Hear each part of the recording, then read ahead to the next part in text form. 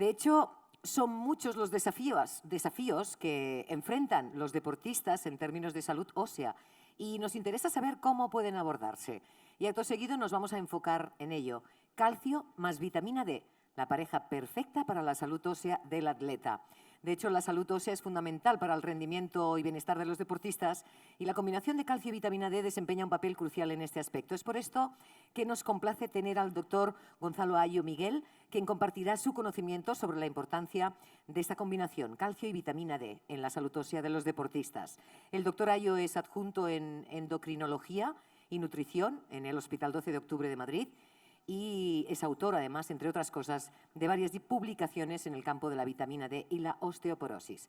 Con todos ustedes recibamos al doctor Ayo, que ya lo tengo aquí.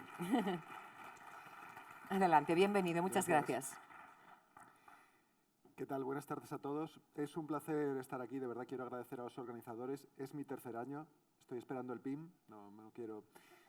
Pero de verdad un placer. Vamos a hablar de un tema que yo creo que es interesante, pero antes vamos a hacer una pequeña presentación de cómo va a ser el esquema de la sesión. Entonces, ya como tercer año puedo reconocerlo, tengo 40 años, vivo en España y, por supuesto, hablo un idioma que hablamos todos aquí, que es el del fútbol. ¿Qué queremos hacer hoy? Queremos, sobre unas bases sencillas, es decir, la defensa, vamos a dejar claro qué es el calcio, qué es la vitamina D, sencillo. Luego ya pasaremos al centro del campo, entraremos en múltiples pases para ver un contenido teórico que es un poquito más pesado, pero antes de que lleguemos al tira y deja de pasar, ya llegaremos a conseguir un buen resultado, espero, que sería este 3-0, que es lo que espero que saquemos. 3 ideas claras sobre el calcio, la vitamina D, cómo conseguirlo y cómo pueden resultar beneficios para el deporte. Y luego, según tenga yo la sensación de que han ido las cosas en el partido, pues habrá preguntas que podré responder de mala gana y con mala cara, o si veo que las cosas han ido bien, pues entonces igual me explayo un poco más, pero esto ya sabemos cómo va y cómo son los entrenadores. Quería hablar de parejas famosas en el mundo del fútbol. El problema de esto es que todos tenemos un equipo y si nos ponen la pareja del otro equipo lo íbamos a ver mal. Entonces pensé en los 80 y dije, sí, Oliver y Benji, algunos ni sabréis lo que es, pero esto me pareció que era alentador en el sentido de cómo el calcio y la vitamina D pueden combinarse, jugar juntos y mejorar ciertos aspectos que vamos a ver que todavía queda mucho por estudiar, porque quizá me han contado que hay algunos residentes de medicina del deporte y os animo a que intentéis hacer siempre estudios. Quizá medicina del deporte, porque es muy reciente y esto es algo normal, no tiene todavía todos los estudios que debería en aspectos que son importantes. Quiero decir, el deporte mueve dinero y aspectos nutricionales, como pueden ser los del calcio, la vitamina D, no pueden quedarse sin estudiar en un campo que ya está muy profesionalizado. De manera que cualquier cosa que os parezca, y luego os pondré ejemplos de cómo pequeños estudios con ciertos atletas de diferentes deportes se pueden llevar a cabo de manera más o menos sencilla y este campo del calcio y la vitamina D, desde luego, puede ser uno de ellos y podéis aportar resultados que luego sirvan a los equipos para intentar mejorar. De manera que ya, pasada la introducción, vamos con la defensa. Entonces, tenemos el calcio. ¿Y el calcio qué es? Bueno, pues literalmente lo que tenemos en el cuerpo es 1 kilo de calcio. Si pensáis en una bolsa de 1 kilo de cal, eso es lo que tenemos. Y este kilo de calcio, el 99% está en el hueso y en los dientes. Y al contrario que la vitamina D, solo nos puede llegar por la dieta. No tenemos otras posibilidades. Como veis, desde la dieta hay parte que puede llegar a los tejidos, pero normalmente irá al hueso y parte se filtrará por el riñón, recuperando una buena parte de ello. El efecto fundamental del calcio estará en aportar resistencia al hueso y a los dientes, pero luego tiene otros. Ya a nivel celular puede facilitar la contractilidad muscular, secreción de hormonas. Digamos que estos en el ámbito deportivo tienen menor importancia porque es muy raro que haya unos niveles tan bajos de calcio como para que el deportista pueda sufrir las consecuencias. Si fuera así, pues evidentemente estaríamos hablando de una patología aguda importante que casi nunca ocurre. ¿Cuánto necesitamos de calcio? Bueno, pues digamos que pasamos por diferentes etapas de la vida. En la infancia es bastante lo que necesitamos porque nuestros huesos están creciendo y necesitamos incluso en las etapas de la adolescencia hasta 1,3 gramos al día. Pero en las etapas ya de 18 hasta casi la edad de la menopausia en las mujeres, digamos que con un gramo diario sería suficiente. En la menopausia algunos plantean que se podría ir hasta 1,2 gramos al día y después, como vemos, más o menos 1 gramo es suficiente. Pero es fácil conseguir 1 gramo. Vamos a verlo. Digamos que si el calcio nos llega por los alimentos, como hemos dicho, ¿qué es lo que más nos va a aportar más calcio? Pues aquí sí, como todos sabemos, los lácteos. Más o menos un vaso de tamaño estándar nos haría 300 miligramos, de manera que si tomáramos 3 vasos al día, estaríamos ya casi tomando ese gramo. Vemos también por aquí el queso cheddar, las comidas con queso, también nos van a aportar una cantidad importante. ¿Y qué ocurre en algo que cada vez es más importante para los atletas? Y es que ocurre con los veganos. ¿Tienen opción? Bueno, digamos que las verduras y los vegetales van a aportar, pero claramente menos. Si vemos en la tabla, el brócoli aportaría 35 miligramos por ración, el bok choy, que ahora está de moda con el ramen, 80 miligramos en general, no va a ser mucho. Pero bueno, aquí en algunas guías recomiendan que si el atleta fuera un atleta vegano, quizá lo ideal sería que tomara alguna leche vegetal que estuviera suplementada en calcio, que parece una actitud prudente.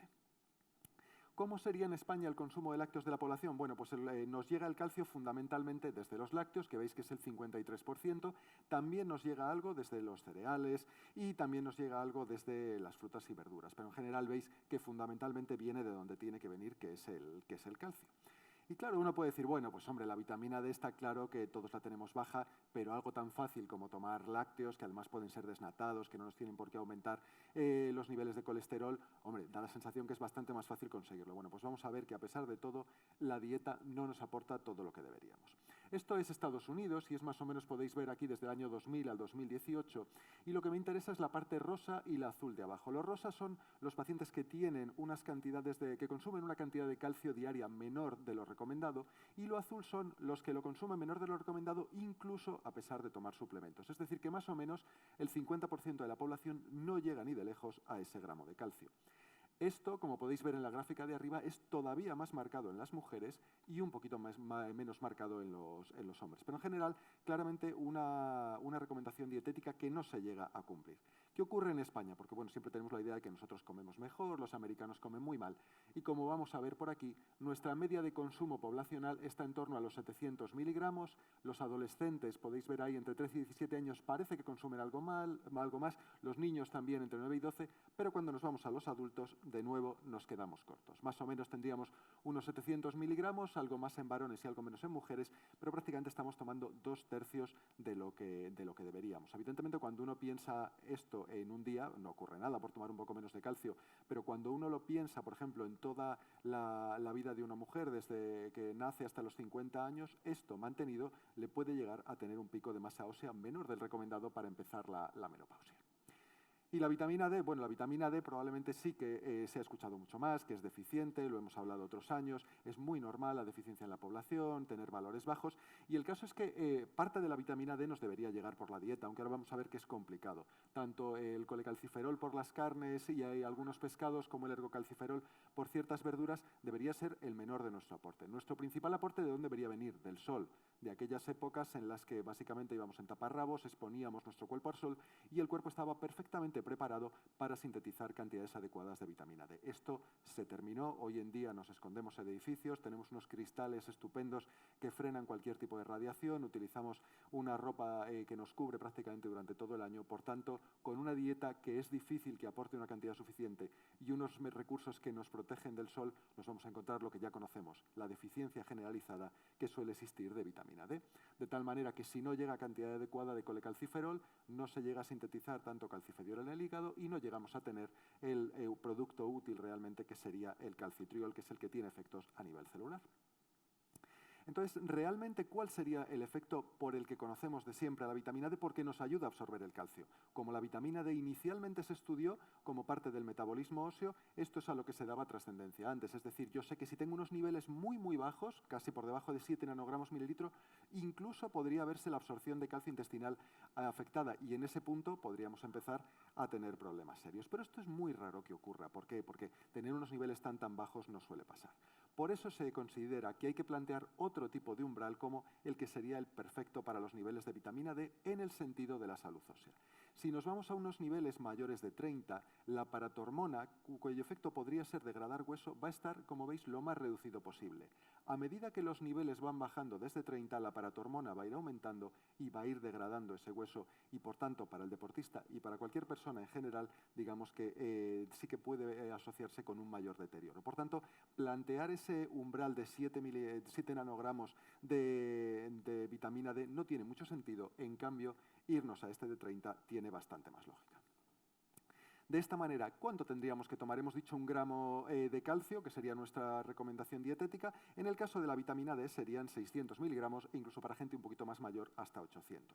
Como ya hemos dicho y todo el mundo sabe, esto no se cumple ni de lejos. Os traigo aquí este ejemplo de lo que sería un grupo de mujeres posmenopáusicas, pero que vale bien en general para la población, donde podemos ver cómo en torno a un cuarto de ellas consumen menos de 200 unidades al día y el 70% de este grupo estaba consumiendo menos de 400 unidades, es decir, menos de 2/3 de lo que se recomienda a diario para la población. Es decir, que nos quedamos muy cortos en nuestro consumo de vitamina D. Y esto, aunque hagamos una dieta sana. Y precisamente por esto la Sociedad de Endocrino planteó que si se hiciera perfectamente la pirámide alimentaria, desde las recomendaciones higiénico-dietéticas hasta reducir el consumo de alcohol, nos íbamos a encontrar con que la vitamina D probablemente estaría baja. Y entonces añadieron esa banderita y dijeron, cuidado, haciéndolo todo bien, aún así, lo normal es que necesitáramos consumir vitamina D en algún tipo de suplemento.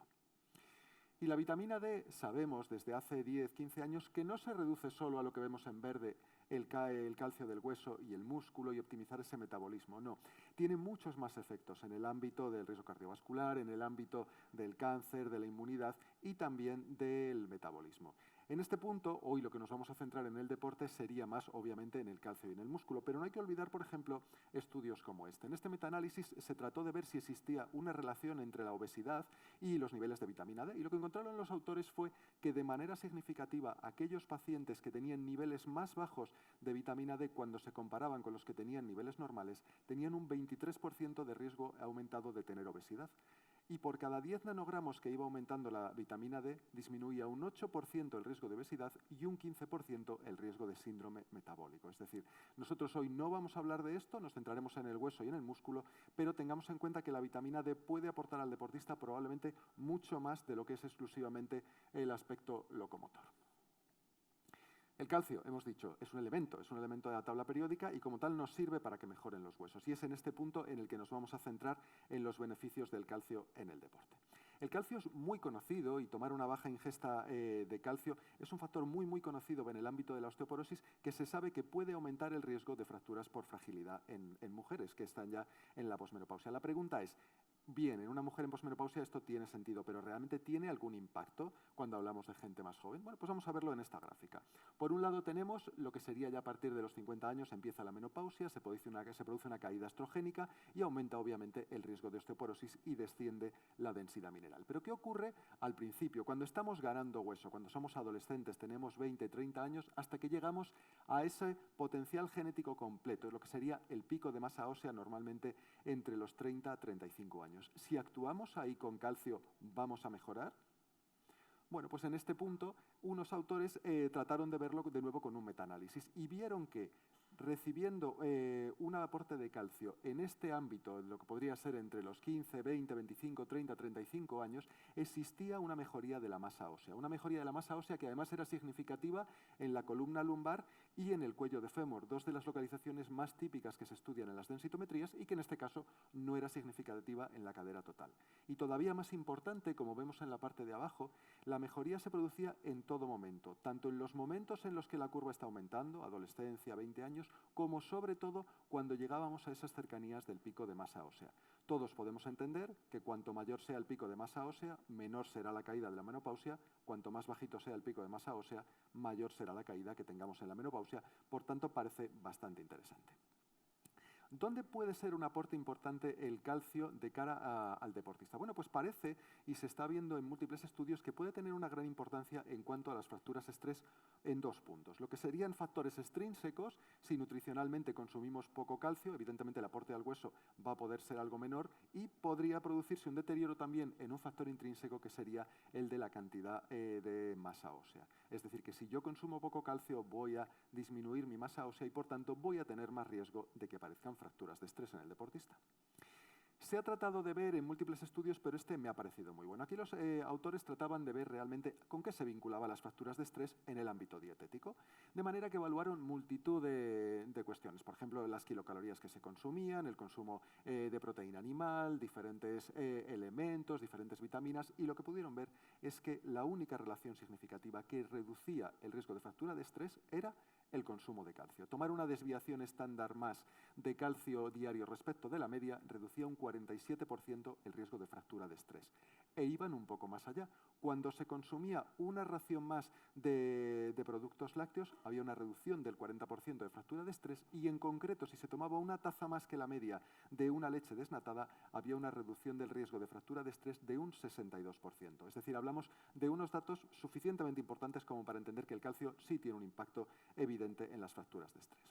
Es decir, tomarlo por la dieta funciona, pero ¿sirve de algo una suplementación? Bueno, pues este fue de los primeros artículos, es del año 2008, y todavía se daban unas cantidades algo más elevadas de lo que se suelen dar hoy en día de calcio, como era 2 gramos diarios, y colecalciferol, en este caso 800 unidades, y se hizo un estudio de riesgo de fracturas de estrés entre el grupo que recibía la suplementación y el grupo placebo en miembros de la Marina Americana. ¿Y qué es lo que pudieron encontrar? Que efectivamente existía un menor riesgo de fractura en el grupo que recibía la suplementación y que en concreto era más marcado en las fracturas de tibia.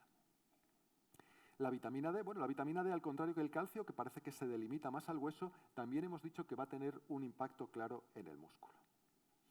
Y de nuevo, también en la menopausia, tener una deficiencia de vitamina D es muy conocido como un factor importante que puede aumentar el riesgo de fractura por fragilidad.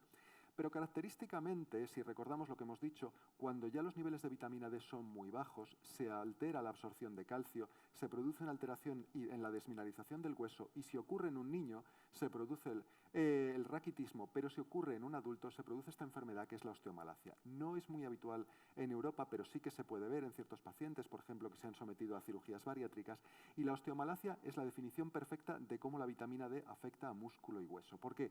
Nos encontramos con dolores óseos, pequeñas fracturas en los huesos, como la que se ve en el ejemplo, deformidades óseas, dolor a la palpación y también dolor muscular. Es decir, que vemos perfectamente cómo una vitamina D muy baja altera la mineralización del hueso y se producen estas pequeñas fracturas, pero también tiene una repercusión marcada sobre el músculo. Y de nuevo, decíamos antes, bien, sí, está claro, en las menopáusicas sí que puede tener un cierto efecto esa deficiencia de vitamina D en su osteoporosis, pero en gente más joven, ¿tiene algún impacto sobre la masa ósea? Bueno, pues aquí lo vemos. En este estudio se seleccionaron pacientes entre 18 y 40 años de una gran base de datos y podemos ver lo que tendríamos arriba sería la población blanca, después la americano-mexicana, y podemos ver perfectamente cómo en ese rango que va hasta los 100 nanomoles, que vendrían a ser 40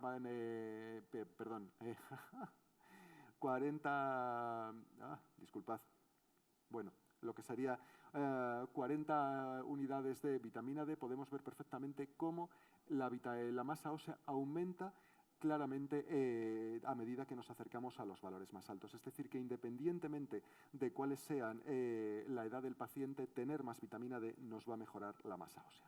Y lo mismo si damos un suplemento. En este grupo de pacientes, que eran en este caso todas mujeres, podemos ver cómo los de la barra negra, los que recibían la suplementación, siempre tenían unos valores mejores, tanto en el verano como en el invierno, como a lo largo de todo el año, que los que tenían los pacientes que no estaban recibiendo suplementación. De hecho, podemos ver incluso cómo en algún momento del invierno se producía un descenso de los niveles de vitamina D, pero el grupo que recibía la suplementación tenía un descenso menor. Es decir, que suplementar la vitamina D es claramente útil para conseguir unas mejores cantidades de masa ósea. E incluso en fracturas. En este estudio, y esto sí es en ancianos, no es en pacientes atletas jóvenes, pero se ha podido comprobar cómo después de fracturarse, los pacientes que tenían niveles de vitamina D por encima de 20 conseguían tener una menor resorción ósea y, por tanto, una mayor probabilidad de consolidación de la fractura. Y en cuanto al músculo, bueno, pues digamos que el efecto de la vitamina D está bastante bien estudiado. Nos vamos a encontrar que esos pacientes que tienen deficiencia de vitamina D van a tener una fibra atrófica, que va a tardar en contraerse, que el tiempo hasta que se recupere va a ser más prolongado. Nos vamos a encontrar que tiene una infiltración grasa a las fibras más rápidas. Es decir, que nos vamos a encontrar un músculo que no va a ser perfecto y que incluso en gente mayor podría traducirse en un aumento del riesgo de caídas. Y de hecho, uno de los beneficios de la vitamina D en el paciente anciano sería disminuir ese riesgo de caídas, y es uno de los motivos por los que disminuye el riesgo de fracturas. Y en cuanto a los pacientes que tienen suficiencia de vitamina D, digamos que tienen un músculo claramente que funciona mejor, tiene más ATP, se incrementa la síntesis de proteínas musculares y en general se degradan menos. Por tanto, un músculo que va a funcionar mejor. De hecho, esto se ha estudiado y en pacientes jóvenes se ha tratado de ver si realmente aportar vitamina D suponía un impacto de cara a la fuerza muscular. Y se puede ver que tanto en la extremidad inferior, que es lo que está en la parte de arriba, como en la extremidad superior, claramente el conseguir unos niveles adecuados de vitamina D se traducía con mayor fuerza en ambas extremidades. La vitamina D y su deficiencia es un elemento además que está reconocido como una de las causas de lesión deportiva. Hemos dicho que en la posmenopausia estaba claramente identificado. Bueno, pues en este punto también es de los que están reconocidos y si se comparan con otros es de los más fácilmente resolubles. Esto es algo que debemos tener en cuenta. No cuesta nada suplementar la vitamina D comparado, por ejemplo, con tratar una alteración menstrual o una disfunción tiroidea. Es mucho, mucho más sencillo. Normalmente, y pese a ello, los niveles de los deportistas son bajos. Da igual que sean deportistas que lo hagan en exterior, en interior, mujeres, hombres. En general podemos ver que lo que pone aquí el estatus de la vitamina D suele ser bastante bajo. Llama la atención incluso los atletas israelíes, 73% de insuficiencia, el 62% de deficiencia en atletas profesionales del Reino Unido, es decir, unos niveles muy bajos. Y esto, pese a que hay muchos aficionados que nos enseñan claramente cómo llevarte el fútbol contigo y quitarte la camiseta puede mejorar la vitamina D, pero sin embargo los deportistas no lo hacen. Por tanto, los aficionados mejoran sus niveles, pero no los deportistas. ¿Y qué pasa? ¿No comen bien los deportistas? ¿Es gente que tiene nutricionistas? ¿No comen adecuadamente? Bueno, pues vamos a ver que no. Podemos ver claramente aquí, por ejemplo, la ingesta de estos atletas de primer nivel de universidades americanas era de 800, 1.200 unidades, 700 unidades. ¿Pero qué ocurre? Esto es una falsedad, porque prácticamente todo lo estaban recibiendo en suplementos. Podéis ver aquí 450, 600, es decir, de ese total de vitamina D que consumían al día, la gran mayoría era porque se los estaban suplementando. De la otra manera, nos encontraríamos con pacientes que ni se acercan a recibir la cantidad diaria recomendada de vitamina D. Y por eso se han elaborado este tipo de cuestionarios. La verdad es que lo encontré en un artículo, a priori está ya validado y no me pareció malo, pero me parece que tiene un problema y es la cantidad de datos que debe aportar el deportista. De esta manera podemos ver lo que consume, si recibe además algún tipo de suplemento de vitamina D y además cómo es la toma de radiación solar. En este punto, repito, quizás sea excesivamente largo, es difícil a veces, sobre todo en estos recordatorios de dieta, saber exactamente cuánto consume uno, pero repito, lo que puede no tener mucha lógica para atletas que no sean profesionales, quizá en el mundo profesional sí se puede plantear e intentar conocer la mayor parte de datos posibles porque luego van a tener una repercusión sobre los músculos y huesos de los pacientes. Lo que se sabe es que en deportistas, igual que en la población general, si aportamos vitamina D, como era este caso de este artículo ruso en futbolistas, también podíamos ver cómo de los niveles basales en azul oscuro a cómo luego iban mejorando después de 30, 60 días, nos acercábamos ya a niveles que estaban entre 30 y 40 niveles claramente normales. Y tener unos niveles de vitamina D, ¿qué nos asegura? Bueno, si alguien piensa que esto es algún tipo de dopaje y que si lo tomara yo podría acabar en la selección de rugby de Nueva Zelanda, estamos equivocados. Pero sí que nos asegura una serie de ventajas. En el ámbito deportivo, una suficiencia de vitamina D se ha vinculado con mejoría de la fuerza, una mayor altura del salto y de la potencia del salto, mejor velocidad de la carrera, y lo veremos ahora en un estudio también de los rusos, una mejoría en general en la capacidad de ejercicio y también en la reversión de las mialgias. Hay algunos estudios en los que se plantea que los pacientes con niveles de vitamina D tienen menos agujetas, yo como no hago ejercicio esto no tengo muy claro lo que es, pero que aquellos que sí que tienen niveles más bajos. Por tanto, hasta para algo tan básico como eso puede haber una cierta mejoría.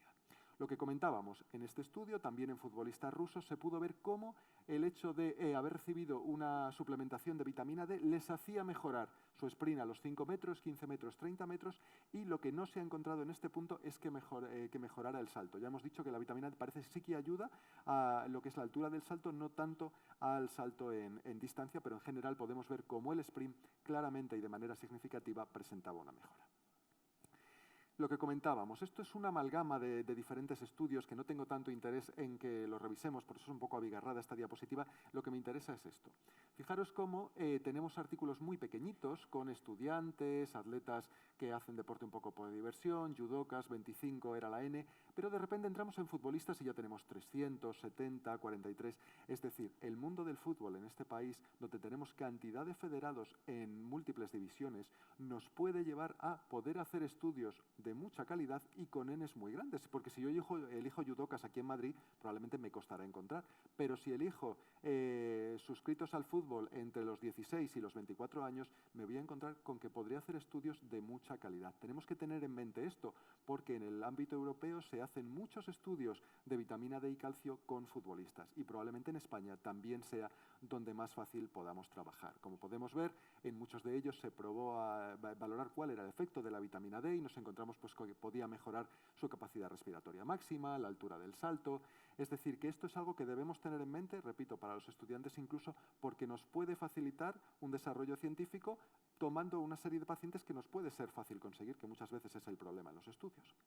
Y para finalizar, ¿qué ocurre cuando tenemos una osteoporosis en el deportista? Esto no es muy habitual, pero este concepto que lo he ido conociendo más para preparar la sesión me ha parecido interesante, que es la triada del atleta femenino. Y esto ya es para terminar. Podemos ver cómo característicamente es muy conocido la anorexia se asocia con masa ósea baja y que puedan aparecer fracturas por fragilidad. En este punto lo que nos habla es de esas mujeres que no tiene por qué ser un trastorno de conducta alimentaria, claro, pero en el que sí que nos encontramos con que consumen menos energía. Muchas veces es para llegar al peso que se les exige. La cuestión es que esa reducción del consumo nutricional va a suponer un aporte calórico menor y evidentemente va a suponer un menor consumo de calcio y vitamina D. Nos vamos a encontrar que además, como el aporte calórico es bajo, podría tener alteraciones en la regla, no tener picos de estrógenos adecuados y su masa ósea podría verse claramente afectada.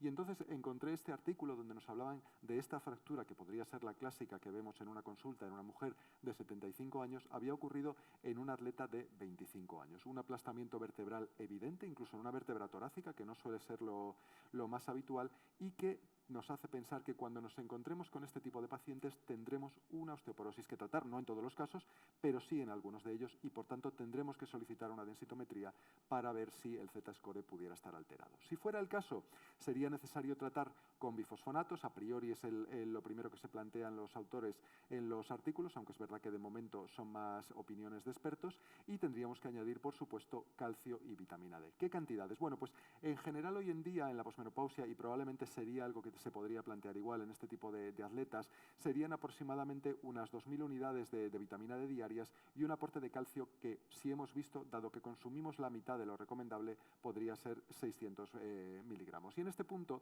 justo un artículo así se hizo en un grupo de pacientes con osteoporosis y menopausia y se pudo ver cómo, independientemente cuál fuera el valor basal, y son las gráficas blancas que tuviera el paciente al empezar el estudio, cuando lo terminaba después de haber recibido esta suplementación con 2.000 unidades de vitamina D y 600 miligramos de calcio, terminaba con unos niveles de vitamina D todos entre 30 y 40, es decir, en rangos adecuados y de seguridad, sin que se hubiera producido un solo caso de hipercalcemia. Por tanto, aunque la osteoporosis no va a ser frecuente obviamente en el deportista, sí que tengamos en mente que en este tipo de pacientes, mujeres habitualmente y de bajo peso, puede ser algo que nos interese llevar a cabo una densitometría.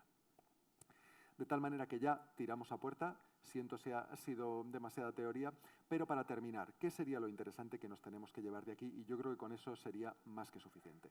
Nos tiene que tener claro que el calcio tiene gran importancia a nivel óseo y que lo podemos conseguir con la alimentación, pero aún así muchas veces no lo estamos consiguiendo. De tal manera que si no es el caso, si nuestros deportistas no lo consumen, habrá que potenciarles más el consumo de lácteos o incluso suplementárselos si por lo que fuera el lácteo no fuera una alimentación que les resultara adecuada. Que la vitamina D es muy difícil conseguirla y es muy normal que esté deficiente y en este caso con la alimentación no va a ser posible casi nunca lograr unos niveles adecuados y con la insolación, lo que comentaba el ponente anterior, nos podremos encontrar con el problema de las lesiones cutáneas por la radiación solar. O sea que en este caso parece que la suplementación es sin duda lo más adecuado para conseguir niveles adecuados. Y de tal manera podemos ver que con unos niveles adecuados de calcio y vitamina D no es que vayamos a cambiar la carrera del deportista, obviamente eso no va a pasar, pero sí que parece que podremos conseguir una menor cantidad de fracturas de estrés y eso tiene un gran impacto en el deportista y después un mejor rendimiento óseo y muscular gracias a la vitamina D. Es decir, que probablemente solo por eso merezca la pena plantearnos valorar cuánto consume cada paciente, solicitar analíticas con vitamina D y establecer su suplementación cuando sea necesario. Así que esto era todo, ha sido un verdadero placer y si alguien tiene alguna pregunta creo que las aceptaré.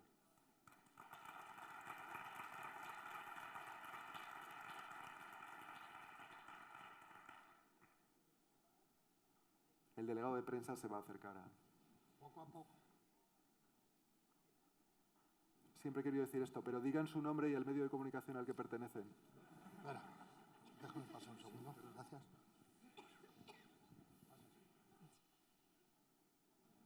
Hola, buenas. Mi nombre es Daniel Montoro, no pertenezco a ninguna prensa, así que encantado.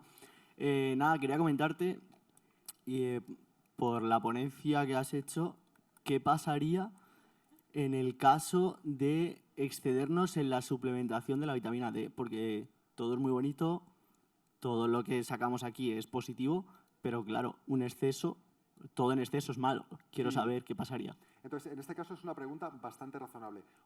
Lo comentamos ya hace un par de años, pero obviamente es fácil recordarlo, porque digamos que en el mercado español ahora mismo hay dos posibilidades de vitamina D. Una que sería el calcifediol, que es una vitamina D que ya ha tenido una hidroxilación y que todo lo que tomemos se va a transformar en la vitamina activa y, por tanto, podría elevarnos indefinidamente los niveles de calcio. Ese es el punto en el que comentas que una suplementación sin control podría llevarnos a efectivamente una potencial hipercalcemia o una situación de hipervitaminosis D. Con el colecalciferol, que digamos es la misma molécula que nos podría llegar desde la alimentación o desde la síntesis solar en la piel, digamos que ese exceso no se va a transformar directamente en vitamina activa, se va a acumular en el ámbito hepático y una pequeña parte también en la grasa. De esa manera, cuando lo pudiéramos consumir en exceso, nos llevaría básicamente, digamos, a que lo almacenaríamos, pero la cantidad que se llegaría a transformar en vitamina activa sería la suficiente, como hemos visto en el artículo anterior, para conseguir unos niveles entre 30 y 40. Es muy difícil pasar de eso, a veces se puede llegar a 50 o 60, pero es muy, muy infrecuente y con esos niveles no debería haber ningún problema. Entonces, el artículo anterior tenía el interés en darnos cuenta cómo daba igual cómo empezaran los pacientes, con niveles normales o con niveles bajos, el tomar esas 2.000 unidades diarias les llevaba más o menos en torno a 6 meses a unos valores de normalidad. Pero efectivamente, si la toma fuera con el calcifediol, en ese punto, si no estableciéramos un control rutinario con los niveles de calcio, vamos, con este caso con los niveles de vitamina D, a la larga podría llegar a un punto donde se elevaran hasta un punto que nos pudieran subir el calcio. Es verdad que esto no suele ocurrir, pero sí que podría ocurrir. Por eso es importante, cuando se elige un preparado, tener en mente cuál se va a utilizar y si es en este caso el calcifediol, pues saber que es necesario hacer controles de manera rutinaria, porque a la larga sí que se podría producir una elevación.